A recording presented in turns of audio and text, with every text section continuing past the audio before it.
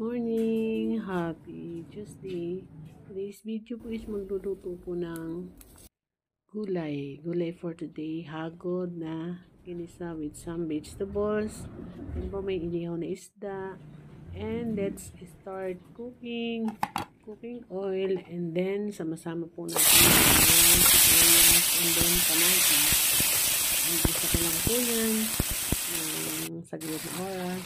And kasunod na po yung pinutol kong isda dahil ang laki na po yung kalahating kilo.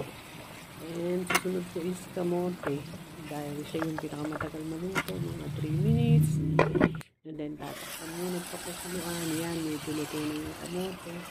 Sabawan po siya ng kalahating tasang tubig. And then yung hagod, bunga po ng malunggay. Yan po yung masarap nating lunch today. And after 3 minutes, ino po